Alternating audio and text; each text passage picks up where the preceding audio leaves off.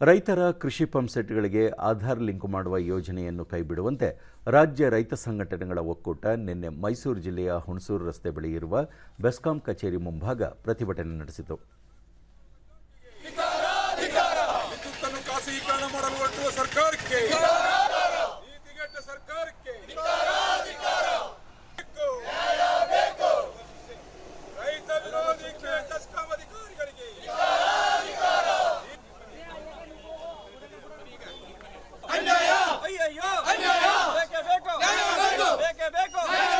ರಾಜ್ಯದಲ್ಲಿ ಈ ವೇಳೆ ರಾಜ್ಯ ಕಬ್ಬು ಬೆಳೆಗಾರ ಸಂಘದ ರಾಜ್ಯಾಧ್ಯಕ್ಷ ಹಳ್ಳಿ ಕೆರೆಹುಂಡಿ ಭಾಗ್ಯರಾಜ್ ರೈತರ ಕೃಷಿ ಪಂಪ್ಸೆಟ್ಗಳ ಆರ್ಆರ್ ನಂಬರ್ಗೆ ಆಧಾರ್ ಲಿಂಕ್ ಮಾಡಿ ಖಾಸಗೀಕರಣ ಮಾಡಲು ರಾಜ್ಯ ಸರ್ಕಾರ ಮುಂದಾಗಿದೆ.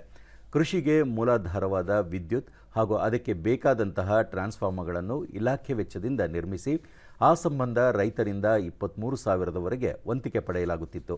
ಕಳೆದ ವರ್ಷದಿಂದ ಇದನ್ನು ಕೈಬಿಡಲಾಗಿದೆ. ಈಗ ರೈತರೇ ತಮ್ಮ ಕೃಷಿ ಪಂಪ್ಸೆಟ್ಗಳಿಗೆ ಲಕ್ಷಾಂತರ ರೂಪಾಯಿ ಖರ್ಚು ಮಾಡಿ ವಿದ್ಯುತ್ ಸಂಪರ್ಕ ಪಡೆಯುವಂತಾಗಿದೆ. ಈ ಮಧ್ಯೆ ಕೃಷಿ ಉತ್ಪನ್ನಗಳಿಗೆ ವೈಜ್ಞಾನಿಕ ರೀತಿಯಲ್ಲಿ ಬೆಂಬಲ ಬೆಲೆಯೂ ಸಿಗುತ್ತಿಲ್ಲ. ಸರ್ಕಾರ ಕೂಡಲೇ ತನ್ನ ನಿರ್ಧಾರವನ್ನು ಹಿಂಪಡೆಯಬೇಕು ಎಂದು ಆಗ್ರಹಿಸಿದ್ದಾರೆ. ಅದೇ ರೀತಿಯಲ್ಲಿ ಸರ್ಕಾರ ಮುಂದುವರಿಸಬೇಕು ಅಕ್ರಮ ಸಕ್ರಮ ಯೋಜನೆಯನ್ನ.